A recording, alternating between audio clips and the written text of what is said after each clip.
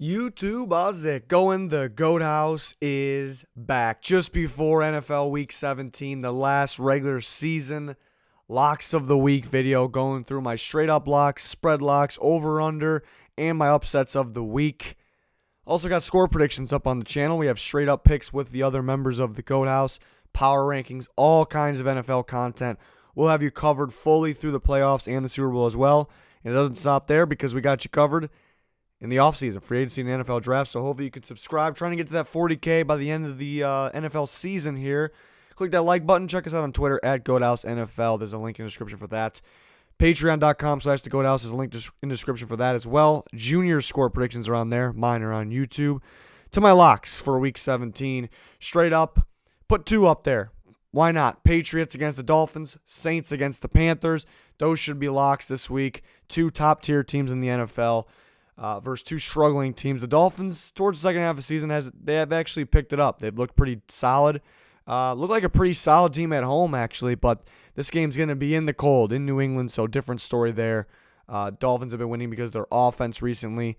Against that Patriots defense, I don't really see any much of a chance there. The Patriots also want to hang on to that 2 seed, so they will do that. The Saints, they're playing for a 1 seed perhaps. They could very well end up with the 3 seed. They're at Carolina, who's struggling, shifting quarterbacks. Will Grier turned the ball over.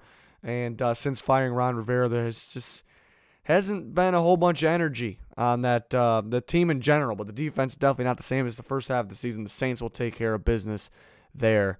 Put up a lot of points. Those are two straight-up locks for me this week. Spread lock, I like the Colts. This week's tough. You don't know how hard teams are going. If the starters will be in for some teams, or how long they'll be in for. It's a tough week. I like the Colts -4. I went against the Jags for my straight up and spread lock last week. Went against them. Took the Falcons, and that worked out pretty well for both. So I'm going to do it again. I'm going to go with the Colts. They looked a lot better last week. I know they've been struggling, but they looked a lot better. Gained some belief they can go in there and win another game, and I think they'll try to do that, and they'll give full effort here. And I think they'll take care of business against the Jags. It's a tough game for the Jags because their defense not giving a whole bunch of effort, and their offense just struggling to score sometimes. So, the Colts defense, you can score on, but it takes some firepower to do so. So I just don't see them keeping up with the Colts. Colts -4. I don't see why.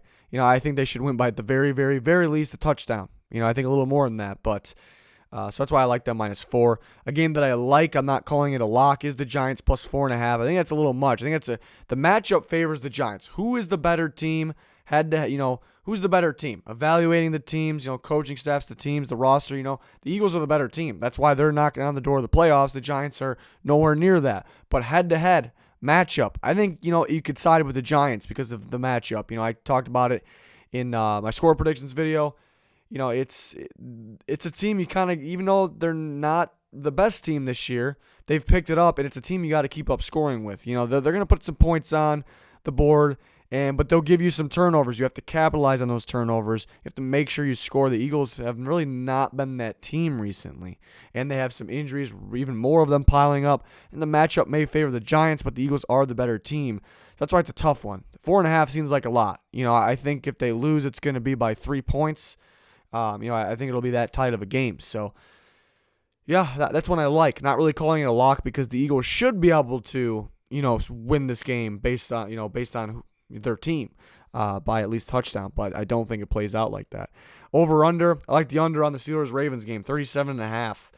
Pretty low, and I think it definitely goes under mainly because the defenses. You look at the Steelers, one of the better, you could argue maybe the best defense in football this year, and they're fighting for a playoff spot, so they're not going to stop just yet. The Ravens, an improving defense as the season has gone on. The only downside is they may pull some starters for this game. I've only heard about some offensive players. I think they'll sit some defensive players. But the thing I love about the Ravens, they're very well coached. The next man up always produces, and they have extremely good rotation and depth. So, and then you look at the offenses on both sides. Look at the Steelers, that's their main struggling point. They've been hurt, so it's a legitimate excuse, but they still struggle. They'll turn the ball over. They struggle. The Ravens on offense, taking away Lamar Jackson, that's really going to limit them offensively. This should be an under here. The only negative, the only flaw, and maybe the reason this would go over is because just, so many turnovers where the defense could score on those turnovers, or they can set their offense up for very, very simple scores. That could be the issue with this one. I do think there'll be some turnovers, but I still have, I don't have a whole bunch of trust in the offenses capitalizing on the turnovers. I think a lot of clock running. I think and the Ravens will really. I mean, they already kind of do. That's kind of their system. But they'll run RG3, but mainly, I think they really get Justice Hill going. And Gus Edwards, they will too. But I think Justice Hill has a pretty good game here, and they'll make sure they get those guys the ball on the ground, which will run the clock. And the Steelers really aren't a big fan of throwing the ball downfield. So I think a lot of clock running, which results in low scoring.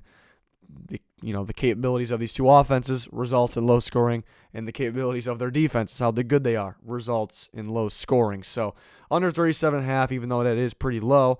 And then my upsets of the week, teams that are underdogs that I picked here are, I actually picked the Ravens over the Steelers. They're an underdog. I just don't see that as a huge one. So I threw the Giants and the Bears up here. The Giants is an obvious. I'm picking the Giants to win. That's an obvious bold pick. It's an obvious underdog pick. I like the matchup, playing the matchup game, even though I know the Eagles are. I'm aware the Eagles are the better team. But yeah, picking the Giants. And I took the Bears. We still don't know who's starting, who's not for the Vikings. I expect them to sit some starters.